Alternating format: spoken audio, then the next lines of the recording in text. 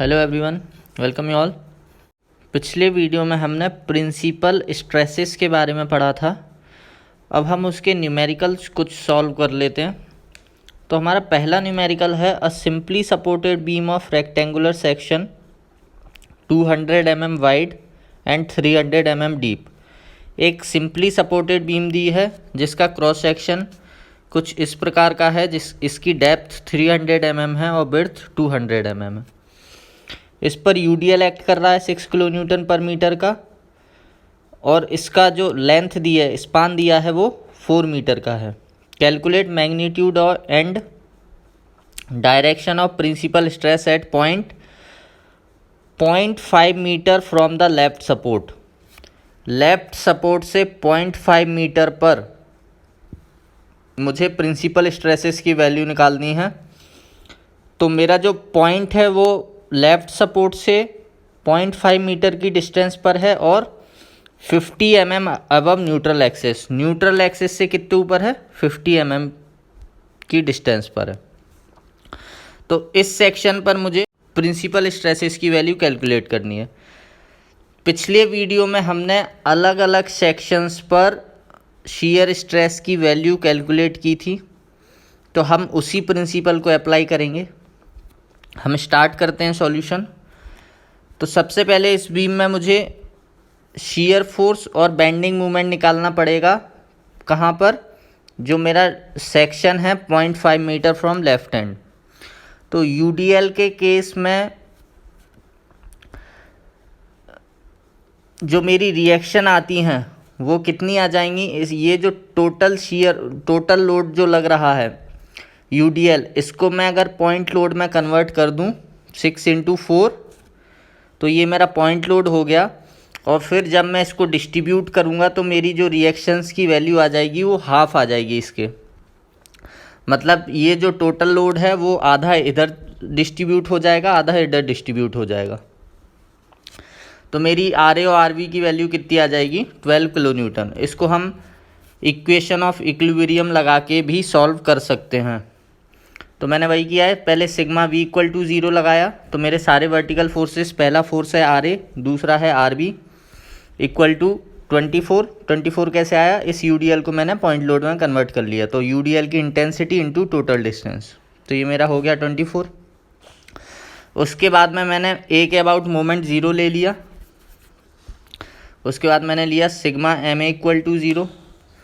तो ए पॉइंट के अबाउट जितने भी लोड हैं सबका मोमेंट 0 होगा। तो पहला लोड है मेरा आर बी इंटू उसकी ए पॉइंट से दूरी 4।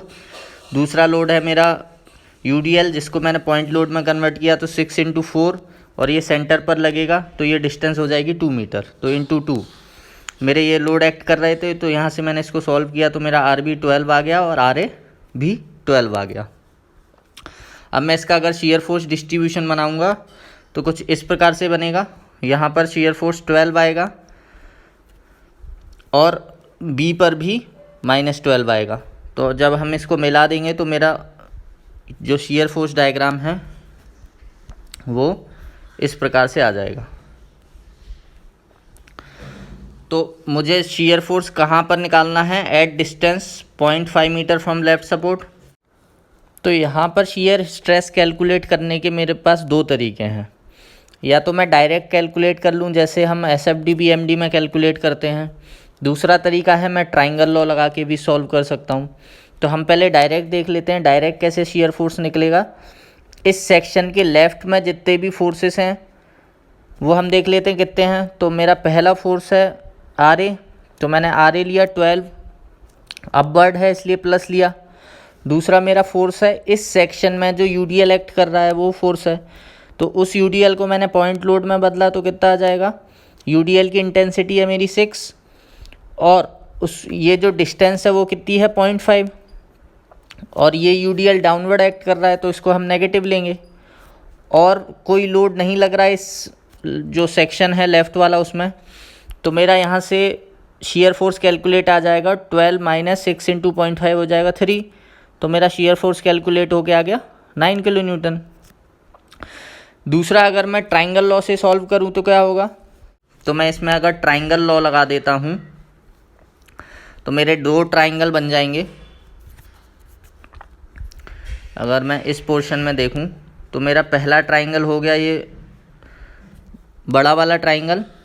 फर्स्ट ट्राइंगल का विड्थ हो गई मेरी 2 मीटर और उसकी हाइट हो गई 12।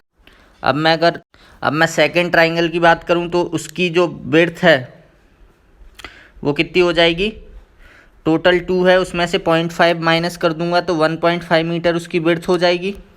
और ये शियर फोर्स मुझे कैलकुलेट करना है, तो उसकी जगह मान लो मैं एस रख रहा हूँ, तो एस मुझे कैलकुलेट करना है। तो अगर मैं इसको सॉल्व करूँगा तो यहाँ से मेरा शियर फोर्स कैलकुलेट होके आ जाएगा 9 किलो न्यूटन। तो मेरा 1.5 डिस्टेंस पर शियर फोर्स कैलकुलेट होके आ गया 9 किलो न्यूटन। अब मैं इसी पॉइंट पर मोमेंट कैलकुलेट कर लेता हूँ। तो मैं लेफ़्ट से मोमेंट कैलकुलेट करता हूँ, तो लेफ़्ट से जितने भी फोर्सेस लग रहे हैं इस पॉइंट तक, उन फोर्सेस के कारण जो भी बेंडिंग मोमेंट प्रोड्यूस हो रहा है वो मैं लूँगा। तो पहला फोर्स है मेरा आर ए, तो मेरा आर ए इंटू 0.5, ये दूरी 0.5 है, ये मोमेंट हो गया, क्लॉकवाइज होगा तो प्लस, फिर उसके बाद माइनस, इस यूडीएल के कारण कितना मोमेंट जनरेट होगा 6 इंटू 0.5, तो ये पॉइंट लोड में कन्वर्ट हो गया और उसकी डिस्टेंस रहेगी 0.5/2। ये जो मोमेंट की कैलकुलेशन है वो हम शियर फोर्स और बेंडिंग मोमेंट वाले वीडियोस में अच्छे से समझ चुके हैं। जिसको भी डाउट हो वो शियर फोर्स और बेंडिंग मोमेंट वाले वीडियोस को विज़िट करके इसको अच्छे से समझ सकता है। तो यहाँ से मेरा मोमेंट कैलकुलेट होके आ गया 5.25 किलो न्यूटन मीटर। अब मैं मेरी जो बीम है उसकी आई कैलकुलेट कर लेता हूँ। तो रेक्टेंगुलर बीम के लिए आई का फॉर्मूला होता है BD3/12। मैंने बी और डी की वैल्यू रख दी, तो यहाँ से मेरा आई कैलकुलेट हो गया, आ गया 4.50 इंटू 10⁸ अब हमने बेंडिंग इक्वेशन ड्राइव की थी, तो मैंने बेंडिंग स्ट्रेस का फॉर्मूला ड्राइव किया था, sigma equal to m/i into y. m है मेरा मोमेंट, i है मेरी मोमेंट ऑफ इनर्शिया और y है मेरी न्यूट्रल एक्सिस से उस फाइबर तक की डिस्टेंस जहाँ पर मुझे कैलकुलेट करना है। इस क्वेश्चन में मुझे बेंडिंग स्ट्रेस जो कैलकुलेट करना है वो 50 mm above neutral axis calculate करना है, तो मैं y की जगह रखूँगा 50। तो मैंने जब सारी वैल्यूज़ पुट की, बेंडिंग मोमेंट मेरा 5.25 किलो न्यूटन मीटर आया था, इसको मैंने न्यूटन mm में बदल दिया। तो किलो न्यूटन को जब न्यूटन में बदला तो इंटू 1000, और जब मीटर को mm में बदला तो इंटू 1000। तो ये 10⁻³ और 10⁻³ मिलके हो गया 10⁻⁶। आई की वैल्यू कैलकुलेट होके आ गई मेरी 4.50 इंटू 10⁸ पुट किया। वाई की वैल्यू 50 पुट की, क्योंकि मुझे न्यूट्रल एक्सिस से 50 mm अबव पे बेंडिंग स्ट्रेस कैलकुलेट करनी है। तो यहाँ से मेरी बेंडिंग स्ट्रेस कैलकुलेट होके आ गई 0.5 न्यूटन पर mm²। अब मैं शियर स्ट्रेस कैलकुलेट करता हूँ, तो मेरे पास शियर स्ट्रेस का फॉर्मूला है tau equal to SA/IB। S है मेरा शियर फोर्स, तो मेरे शियर फोर्स की वैल्यू कितनी आ गई थी 9 किलो न्यूटन। तो किलो न्यूटन को मैंने न्यूटन में बदला, तो 9 इंटू 1000। ए मेरा होगा जिस भी एक्सिस पे मुझे शियर स्ट्रेस कैलकुलेट करना है उसके ऊपर वाला एरिया। तो मुझे जो शियर स्ट्रेस कैलकुलेट करना है वो न्यूट्रल एक्सिस से 50 mm अबव पे कैलकुलेट करना है। ए वाई बार कैलकुलेट करने के लिए मैं इस पार्ट को थोड़ा इलोंगेट कर देता हूँ। ये मेरी थी न्यूट्रल एक्सिस, इस न्यूट्रल एक्सिस से 50 mm अबव पर मुझे शियर स्ट्रेस कैलकुलेट करना है। ये मेरा 50 mm है। तो शियर स्ट्रेस में हमने पढ़ा था कि हमें जिस एक्सिस पर भी शियर स्ट्रेस कैलकुलेट करना है उसके ऊपर वाला एरिया लेना है। तो अभी हम शियर स्ट्रेस इस एक्सिस पर कैलकुलेट कर रहे हैं, तो इसके ऊपर वाला एरिया लेंगे। तो हम न्यूट्रल एक्सिस से 50 mm ऊपर जो एक्सिस है उसके ऊपर वाला एरिया लेंगे, ये वाला एरिया लेंगे। तो मेरा एरिया कैलकुलेट होके कितना आ जाएगा, ये है 200 विड्थ। इस बीम की न्यूट्रल एक्सिस तक डेप्थ है 150 और हम कैलकुलेट कर रहे हैं 50 mm अबव, तो ये पोर्शन का डेप्थ कितनी हो जाएगी 100। तो मेरा एरिया आ जाएगा 200 इंटू 100। सॉरी, मैंने ये जो 50 लिखा है इसकी जगह 100 रहेगा। तो ये जो एरिया हो गया 200 इंटू 100। अब मुझे वाई बार क्या लेना है, तो मेरा वाई बार क्या होगा, ये जो एरिया है इस एरिया के सेंट्रोइडल एक्सिस से न्यूट्रल एक्सिस तक की दूरी होगी मेरी वाई बार। ये वैल्यू मुझे पता है 50 है। इस पोर्शन की सेंट्रोइडल एक्सिस, अगर ये टोटल डेप्थ 100 है तो सेंट्रोइडल एक्सिस की डेप्थ कितनी हो जाएगी 50। तो ये 50 प्लस नीचे वाला 50 जुड़ के हो गया 100। तो मेरा वाई बार क्या कैलकुलेट होके आ गया 50 प्लस 50। हम ए वाई बार फिर से देख लेते हैं। तो मुझे एरिया क्या लेना है, जिस भी एक्सिस पे मैं शियर फोर्स कैलकुलेट कर रहा हूँ उसके ऊपर वाला एरिया लेना है। तो ये न्यूट्रल एक्सिस से इस एक्सिस की दूरी है 50 mm। तो मेरा रिमेनिंग कितना बचा 100, और इसकी विड्थ है 200। तो मेरा एरिया हो जाएगा 200 इंटू 100। वाई बार हो जाएगा मेरा, ये जो एरिया है इसकी सेंट्रोइडल एक्सिस और न्यूट्रल एक्सिस तक की दूरी हो जाएगी मेरी वाई बार। इसकी जो सेंट्रोइडल एक्सिस होगी वो इस पार्ट के सेंटर पे एक्ट करेगी। तो अगर ये डेप्थ 100 है तो सेंट्रोइडल एक्सिस 50 mm पे एक्ट करेगी, मतलब ये डिस्टेंस हो जाएगी मेरी 50। और न्यूट्रल एक्सिस से इसके बॉटम तक की डिस्टेंस है 50। तो टोटल मेरा वाई बार कितना हो जाएगा, ये 50 प्लस ये 50, इन दोनों को जोड़ देंगे तो मेरी टोटल डिस्टेंस आ जाएगी न्यूट्रल एक्सिस से इसकी सेंट्रोइडल डिस्टेंस तक की। तो मेरा वाई बार हो गया 50 प्लस 50। आई हम कैलकुलेट कर चुके हैं, और बी की वैल्यू इस एक्सिस पर कितनी हो जाएगी 200। तो यहाँ से मैं कैलकुलेट करूँगा तो मेरा शियर स्ट्रेस की वैल्यू कैलकुलेट होके आएगी 0.2। ध्यान रखना यहाँ पर 50 नहीं 100 लेना है।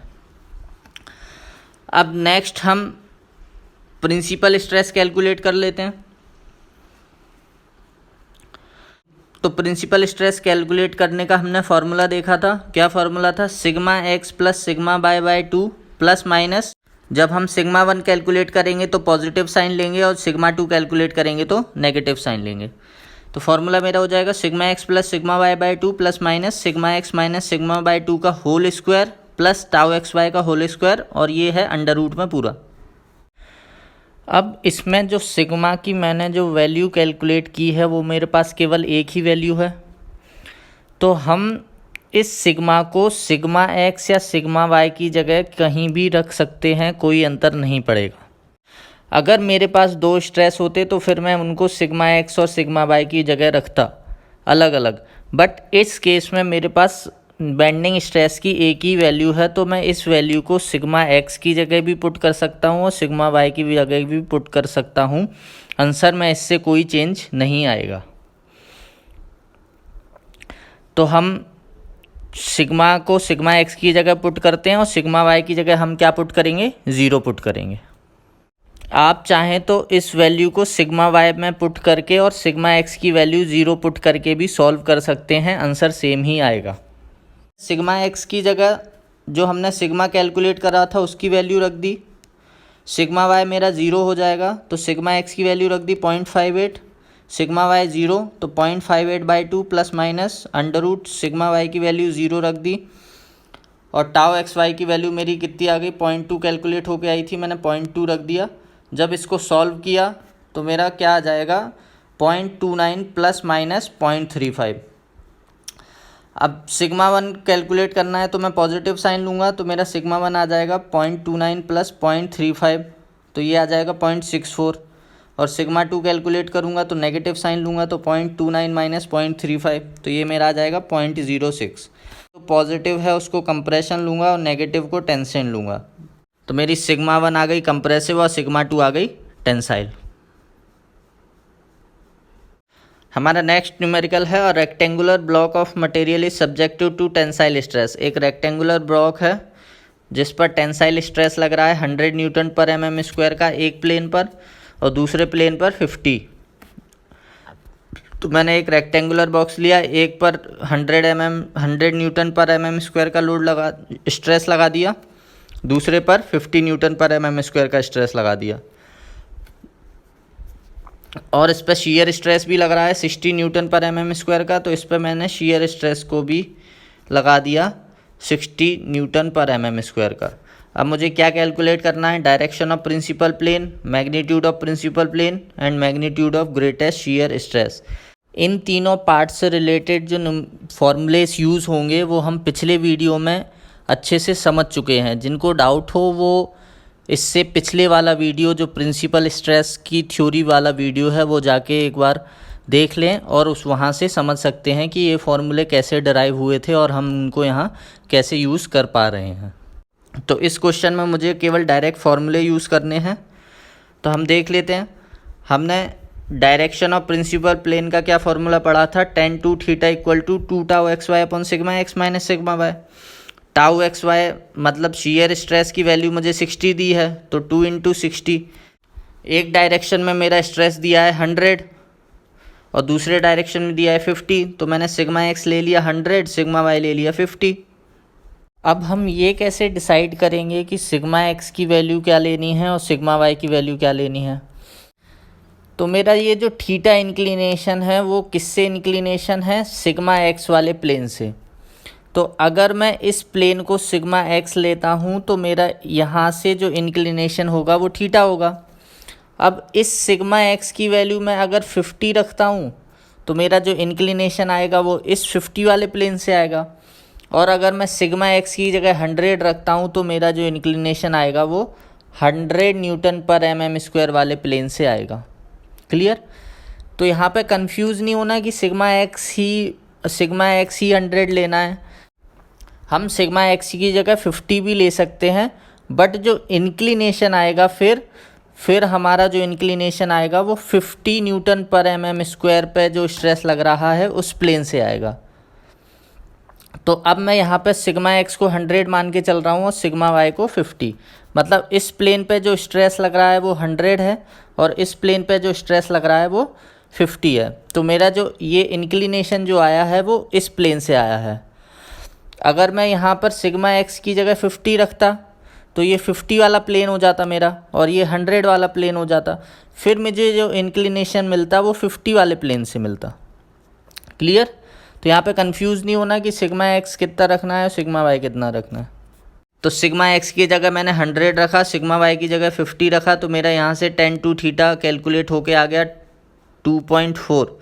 तो यहाँ से मैं इसको सॉल्व करूँगा तो मेरे थीटा की वैल्यू आ जाएगी 33.69 डिग्री। नेक्स्ट हमें कैलकुलेट करना है मैग्नीट्यूड ऑफ प्रिंसिपल स्ट्रेस। तो प्रिंसिपल स्ट्रेस का फॉर्मूला हमने लगाया sigma x plus sigma y by 2 plus sigma x minus sigma y by 2 का whole square plus tau x y का होल स्क्वायर। सिग्मा एक्स की value put कर दी, sigma y की वैल्यू पुट कर दी और टाउ एक्स वाई की वैल्यू पुट कर दी। इसको सॉल्व किया, प्रिंसिपल स्ट्रेस आया वो आया 140 न्यूटन पर एमएम स्क्वायर। ये आया मेरा major principal stress. Minor principal stress calculate करने के लिए हमारा इस फॉर्मूले में प्लस की जगह माइनस साइन हो जाएगा, तो मेरा माइनस साइन हो गया। और फिर मैंने सिग्मा एक्स सिग्मा वाई और टाउ एक्स वाई की वैल्यू पुट की, तो यहाँ से मेरा सिग्मा 2 कैलकुलेट होके आ गया 10 न्यूटन पर एमएम स्क्वायर। तो मेरा फर्स्ट पॉइंट हो गया, सेकंड पॉइंट हो गया, थर्ड है मेरा magnitude of greatest shear stress. मतलब मुझे टाउ मैक्स की वैल्यू निकालनी है। तो टाउ मैक्स का फॉर्मूला होता है sigma 1 minus sigma 2 by 2। Sigma 1 मेरा 140 कैलकुलेट होके आया, सिग्मा 2 10 कैलकुलेट होके आया। इन दोनों की वैल्यू पुट की, इसको सॉल्व किया तो मेरा टाउ मैक्स की वैल्यू आ गई 65 न्यूटन पर एमएम स्क्वायर। तो मेरा मैक्सिमम शियर स्ट्रेस आ गया 65 न्यूटन पर एमएम स्क्वायर।